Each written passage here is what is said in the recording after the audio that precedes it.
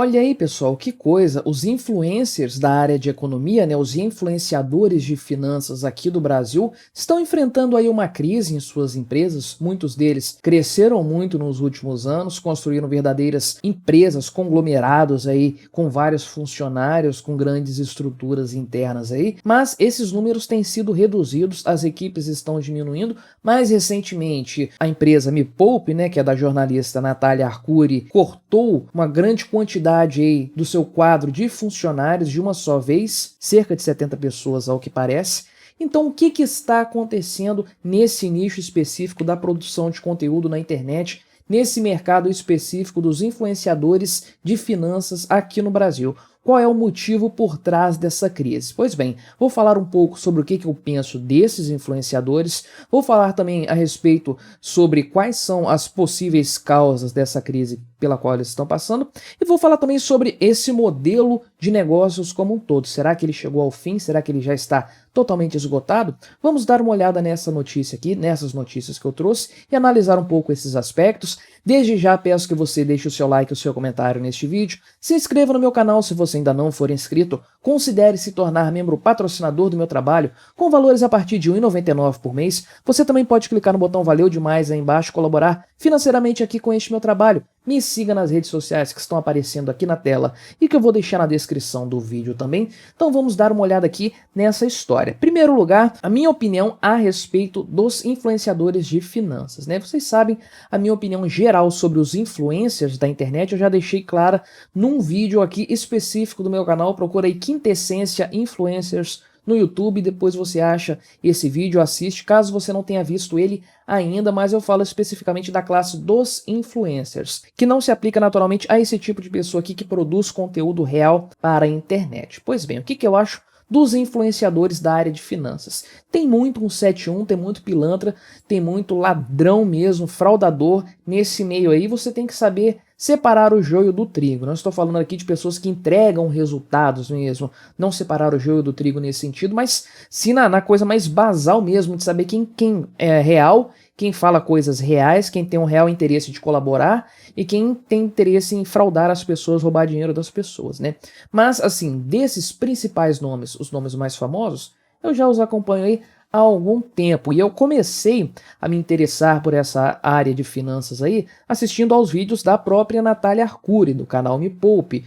Um amigo meu me aconselhou, me recomendou, comentei com ele que eu queria começar a compreender um pouco mais sobre investimentos e tudo mais, eu estava muito enferrujado nesse tema. Ele me sugeriu o canal dela, o canal Me Poupe, então eu conheci o canal dela, gostei, achei muito fácil, muito didático, uma abordagem bem simples de uns temas um pouco até complexos para quem está iniciando. Então eu gostei do trabalho que ela realizava no começo, sempre achei que ela se comunicava bem com o público, depois que eu fui descobrir que ela de fato era jornalista, ela não é da área de finanças. Mas logo também eu me cansei daquele conteúdo mais básico, passei a procurar coisas um pouco mais complexas, né? E aí eu descobri o canal do Primo Rico também em seguida, comecei a assistir mais o conteúdo dele. Até hoje eu acompanho um pouco o conteúdo do Primo Rico, né, do Thiago Nigro e tudo mais, porque ele tinha mais uma coisa assim, um pouco mais aprofundada, e ele tinha um know-how da área de finanças mesmo, porque ele trabalhou muito tempo nessa área. Agora ele não tá se dedicando tanto assim à produção de conteúdo no YouTube, porque a vibe dele é outra, ele migrou os negócios dele para outro lado. A questão da Natália Arcuri, porém, eu deixei de acompanhar o canal dela, de vez em quando eu ainda assistia uma outra coisinha, era inscrito no canal dela e tudo mais, mas eu deixei de acompanhar e apoiar o trabalho dela com a minha inscrição, com as minhas visualizações, quando ela teve a oportunidade de ouro de entrevistar o Paulo Guedes, né, um influencer de finanças, uma pessoa da internet, vai entrevistar o ministro da Economia do Brasil, né, ministro da Economia do governo Bolsonaro, e ela teve essa oportunidade e me perguntou para o Paulo Guedes se ele não ia fazer imposto sobre grandes fortunas, por que ele não tinha feito ainda. Pô, faça-me o favor, né, você tem a oportunidade de conversar com o ministro da Economia e você vai lá pedir mais impostos, ao invés de perguntar sobre desregulamentação, sobre liberação do mercado, sobre liberdade econômica. Você vai perguntar sobre impostos. faça-me um favor, né? Então aí eu vi que ela era uma completa socialista naquele momento e parei de seguir, parei de assistir os conteúdos dela. Mais recentemente, pesquisando aqui pro canal, pesquisando para fazer textos pro Visão Libertária também,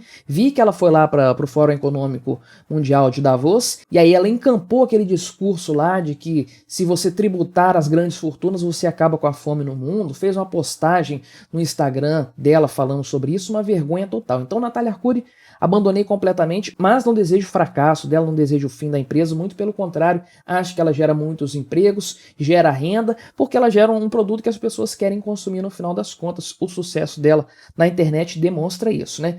Mas então, o que está acontecendo com esse pessoal da área de finanças? Está havendo uma considerável redução no quadro de funcionários dessas empresas aí, porque elas se tornaram empresas, né? As principais aí, o Me Poupe, da Natália Arcuri, o Grupo Primo, que cresceu bastante, tem um monte de sócios, muita gente envolvida ali. Mas enfim, na sexta-feira, dia 27, estou gravando isso aqui no dia 30, um pouco defasada a notícia, mas achei interessante trazer mesmo assim, a Natália Arcuri, na empresa dela, demitiu 70 pessoas de uma vez. Então ela tinha 140 funcionários no final do ano passado, então ela demitiu metade da equipe dela, reduziu totalmente a equipe dela, se você para pensar em questão percentual. E aí as pessoas foram pegas de surpresa, os funcionários da empresa, porque durante o ano de 2022 havia grandes planos de crescimento para a empresa, 90 pessoas foram contratadas durante o ano de 2022, ou seja, uma coisa assim bastante, uma expectativa grande para o ano de 2023, para os projetos futuros. Então parece que está havendo aí uma reestruturação da empresa, com outros objetivos, mudanças de planos aí, coisas que vão alterar a necessidade do quadro de funcionários que a empresa tinha no final do ano. Por outro lado, o Grupo Primo, né, do Thiago Nigro e de outros sócios também, já teve 270 empregados, atualmente contam apenas com 190 empregados. Essa redução já aconteceu há um tempinho atrás, mas é uma redução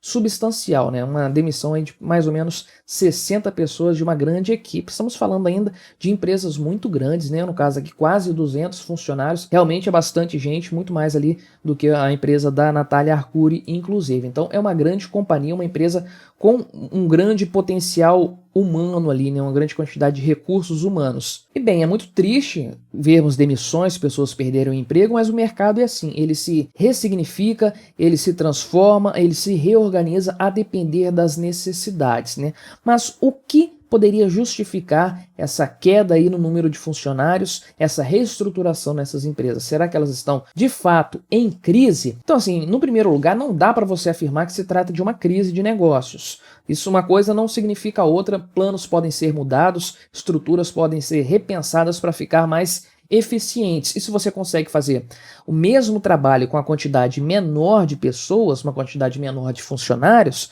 isso significa que sua empresa é mais eficiente porque ela está demandando menos recursos. Lembre-se que mão de obra é também um recurso e é escasso como qualquer outro recurso disponível na economia. Se uma empresa está ocupando gente demais sem necessidade, ela está tomando uma mão de obra, gastando uma mão de obra ali que poderia ser liberada para outras atividades. Por que a humanidade é muito mais rica hoje do que quando você tinha aí pessoas acendendo lampiões, ou então aquele monte de gente datilografando documentos e tal? Porque essas profissões se tornaram obsoletas, a mão de obra nessas áreas se tornou desnecessária e essas pessoas foram liberadas para outras atividades econômicas que puderam enriquecer ainda mais a humanidade, puderam agregar muito mais valor para a humanidade, assim que funciona o livre mercado.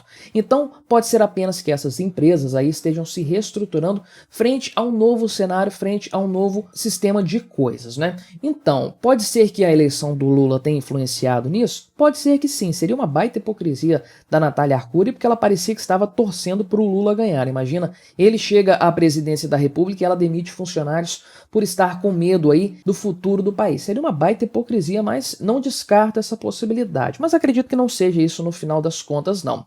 O fato é que muitas empresas de tecnologia ao redor do mundo estão reduzindo drasticamente o número de seus funcionários. Então esse é um fenômeno mundial que nós estamos acompanhando nos últimos meses. Pode ser que esse pessoal que no final das contas está ligado também à tecnologia, né, são produtores de conteúdo na internet, eles têm aplicativos de celular, enfim, pode ser que esse pessoal esteja se adequando a essa nova realidade que já é uma tendência lá fora, pode ser que seja apenas uma repercussão desse fenômeno aqui no Brasil, nessa área de finanças de forma específica. Pode ser também, por outro lado, que o atual cenário econômico brasileiro, com uma taxa de juros muito alta, acabe prejudicando um pouco os produtores de conteúdo de finanças, né? Pode ser que realmente eles tenham aí tido uma queda na demanda dos serviços deles. Por quê? Porque quando você tem uma taxa de juros muito alta, a renda fixa se torna extremamente convidativa. Você consegue investimentos aí na faixa dos 12, 13% ao ano,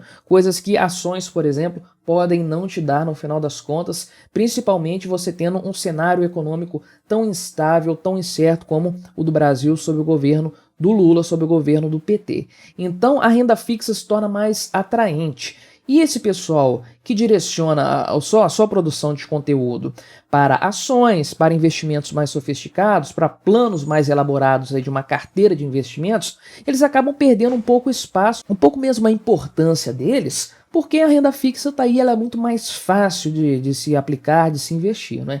Então, quando você tinha lá 2% de taxa Selic ao ano e a bolsa de valores subindo com consistência, criptomoedas subindo, enfim, todo esse mercado de influencers digitais ganhou bastante nesse período, porque aí eles puderam fornecer conhecimento para as pessoas com base nessas possibilidades que se abriam aí. Com a renda fixa em alta, isso acaba meio que perdendo o sentido de ser, pode ser que seja isso. Mas eu tenho um palpite mais forte, que é a ideia de que esse modelo de negócios como um todo não faz mais sentido você ter uma grande estrutura por trás de uma produção de conteúdo. Por quê? Esse pessoal, eles não estão mais competindo hoje com os bancos igual eles faziam antigamente, né? Quando eles começaram, o grande mote deles era que o gerente do seu banco te fornecia aí indicações, recomendações de investimentos ruins, recomendações fracas, recomendações que eram boas para o banco, ruins para o correntista, e eles começaram aí batendo de frente com os gerentes, batendo de frente com os bancos, mostrando outras possibilidades mais rentáveis. Só que hoje eles não estão competindo mais com os bancos, porque ninguém acredita mais nesse papo de gerente, isso aí meio que já foi superado. Eles estão competindo com outros criadores de conteúdo na internet, e tem milhões, trilhões aí de influencers da área de finanças, dando dicas de investimentos para as pessoas. Então, inclusive, eu sigo acompanho quase que diariamente os vídeos dele, tem vídeos todos os dias, e ele é um libertário também, que é esse camarada aqui, o Luan, do canal Mirai Invest, não sei se vocês conhecem, mas é um canal muito bom, muito objetivo, ele segue bastante o método do Barsi aqui de dividendos e tudo mais. É um canal que eu gosto, ele fala de forma objetiva e é um libertário, sempre bom a gente valorizar pessoas libertárias que produzem conteúdo, inclusive conteúdo diferente do meio libertário, né?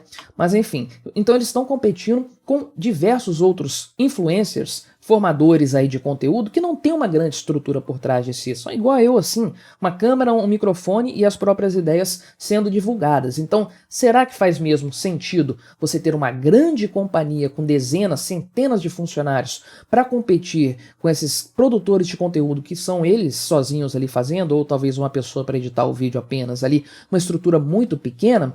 Talvez nós estejamos caminhando de fato para uma pulverização da produção de conteúdo, de forma que grandes conglomerados, grandes empresas, grandes estruturas acabam se tornando obsoletas justamente por isso, porque a informação está tão diversificada, tem tanta gente fornecendo informações e ganhando dinheiro com isso, que perde o sentido você criar uma grande empresa para ficar estudando estratégias, para ficar fazendo planos aí e grandes investimentos e tudo mais, porque vai aparecer um cara amanhã, do nada, vai crescer muito, vai roubar uma parte do seu mercado trabalhando sozinho, como volta e meia acontece também. Então eu acredito que nós estamos vendo esse mercado específico migrando para esse cenário aí de maior pulverização na produção de conteúdo. Isso se aplica também a outras coisas, a produção do humor, produção até cinematográfica, né? Cada vez mais nós vemos aí produções independentes sendo feitas aí por meio de arrecadação de recursos e tudo mais. Então acredito que isso seja uma tendência como um todo, especialmente nesse mundo da internet. Esse pessoal dos influencers de finanças, eles são nativos da internet, eles nasceram no YouTube, nasceram produzindo conteúdo exclusivamente para a internet e se beneficiaram do fato de você, com poucos recursos e com dedicação, trazendo um conteúdo relevante, um conteúdo de valor, você consegue crescer e faturar bastante dentro das plataformas aí de mídias sociais. Então eles começaram nesse mercado pulverizado, estão migrando para uma estrutura convencional. pode ser que esse, no final das contas, não seja o caminho. Mas isso aí, é claro, é apenas uma especulação minha. Veremos nos próximos anos aí como essas empresas, o Grupo Primo, o Me Poupe, como elas vão se comportar, se elas vão se adaptar bem aos novos tempos ou se elas vão precisar se reestruturar para voltar a ser aquilo que elas eram lá no início. Mas aí, colabore com o nosso debate. Você segue algum desses influenciadores digitais? Deixe aí embaixo nos comentários. Se inscreva no meu canal se você ainda não for inscrito e até a próxima.